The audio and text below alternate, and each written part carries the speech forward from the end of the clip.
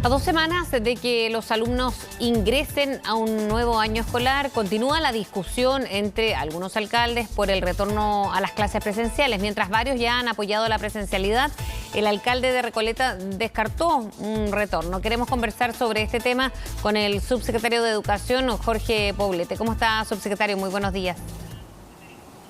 Muy buenos días, Fresia, y muchas gracias por la invitación.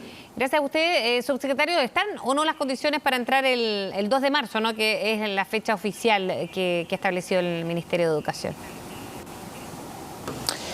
Efectivamente, Fresia, decir que están las condiciones es reconocer el trabajo de comunidades educativas que durante el año 2021 trabajaron ya arduamente para poder brindar la presencialidad. Cabe recordar que el 99% de los establecimientos educacionales terminaron con clases presenciales, algunos de ellos con altísima asistencia, y eso es gracias al trabajo que realizó cada comunidad educativa, donde habían docentes, padres y apoderados, alumnos, equipos directivos, mediante la aplicación de los protocolos de cuidado que se mantienen para este año 2022, y a lo cual se suma un alto porcentaje de vacunación. Recordemos que ya sobre el 84% de los alumnos de 6 a 17 años se encuentran con su dosis completa, y eso se suma allá en la vacunación casi completa de los trabajadores de la educación, que brinda obviamente un espacio mayor de seguridad y que ha sido reconocido mundialmente y principalmente por la CDC como la política número 1 de cuidado de la población ante esta pandemia. El año pasado, bueno, hace 2 años ya, uno de los temas de la presencialidad o no, en otro contexto de vacunación y otro, subsecretario, era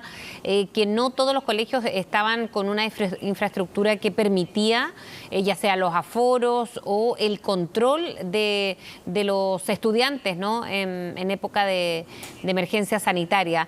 Eso se fue arreglando en el camino, me refiero a baños o insumos, por ejemplo, desde mascarillas o alcohol gel, en que ya sabemos que hay colegios que apenas tienen buenas condiciones en los baños y muchos dudaban que iban a tener buenas condiciones sanitarias para el retorno. Eso se fue mejorando a medida ha pasado la pandemia, ¿no?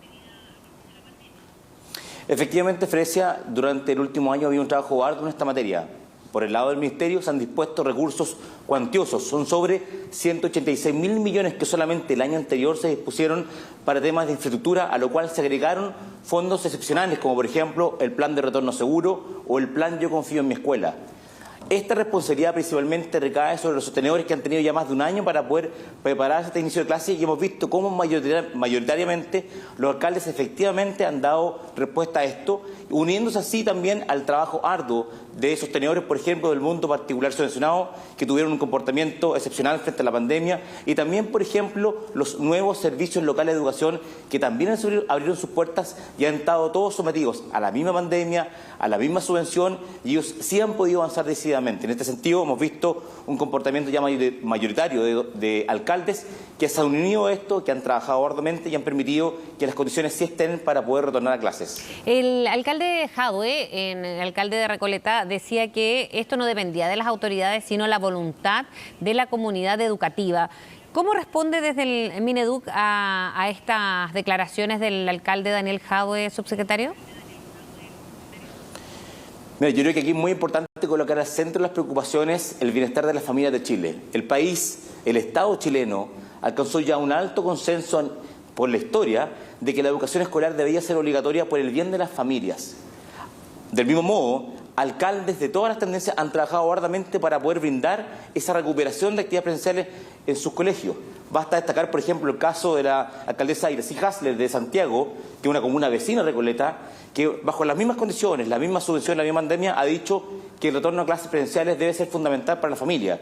Lo ha dicho también el futuro presidente electo, quien ha dicho que los colegios deben ser lo primero en abrir y lo último en cerrar, uniéndose al trabajo enorme que ha realizado nuestro ministro de Educación, Raúl Figueroa, en poder colocar en el foco de las preocupaciones a los niños en primer lugar. Y eso es lo que está trabajando, y yo invitaría justamente al alcalde que tal vez sería bueno que conversara con sus pares para saber cómo están ocupando eficientemente los recursos para poder permitir que esto sea una realidad para las familias de esa comuna, que también es necesaria para la comuna de Recoleta. Y valga decir que en Recoleta, por ejemplo, existen 36 establecimientos entre particulares subvencionados y colegios de administración delegada que sí efectivamente están listos para abrir sus clases y sí han podido hacerlo durante los años anteriores. ¿Y qué pasa, por ejemplo, con la vacunación? ¿Esto se ha coordinado con el Ministerio de Salud, por ejemplo, en que sea obligatoria para los niños? Le pregunto por los aforos de las salas de clase. Mira, gracias a Dios, en el contexto escolar ha habido un amplio trabajo y consenso, tanto de parte de docentes, equipos directivos, los papás y también los alumnos, de avanzar rápidamente en la vacunación.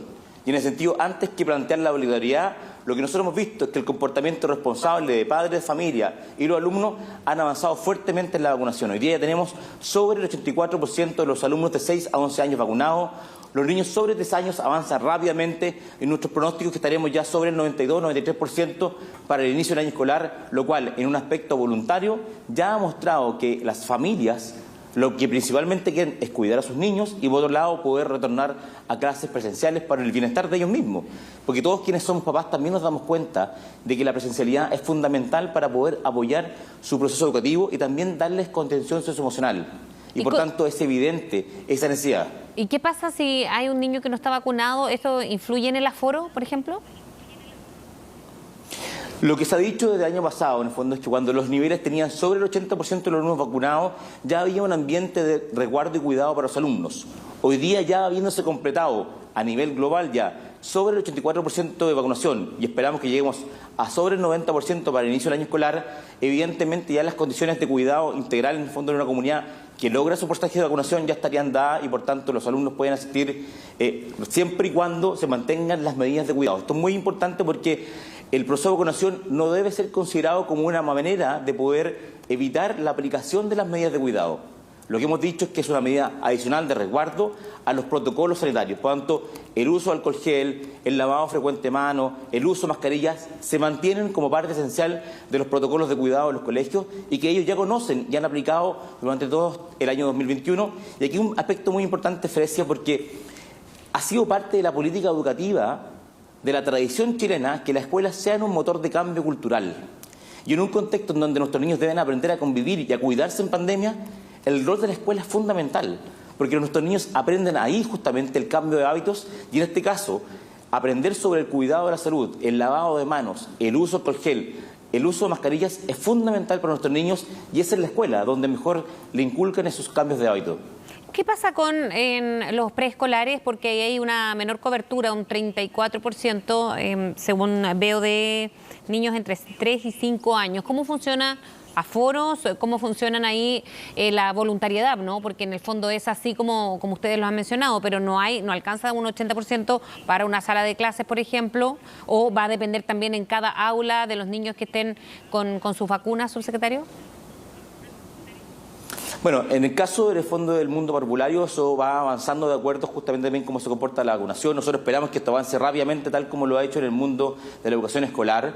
De momento, las medidas de cuidado también se mantienen en ellos. Hay protocolos específicos que resguardan el cuidado de los niños parvularios, que son justamente los que permitieron, por ejemplo, el inicio de actividades presenciales en jardines y educación parvularia el año anterior.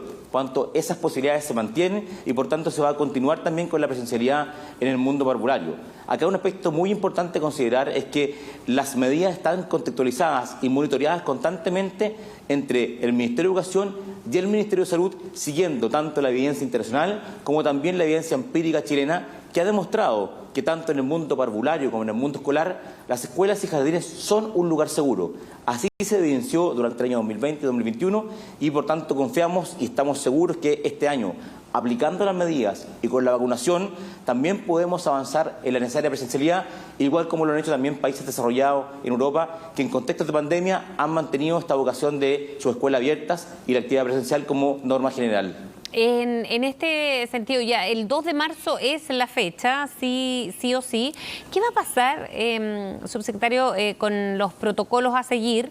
¿Son los mismos del año pasado para los establecimientos que ya comenzaron la presencialidad? Le pregunto porque Omicron es más contagiosa y seguramente vamos a ir encontrando varios casos. Entonces, aquí alerta COVID, no funciona igual que contacto estrecho. ¿Cómo va a ser eso? Porque si no se van a mandar los cursos completos para la casa, como era el año pasado. ¿Se acuerda cuando había un caso positivo? Sí.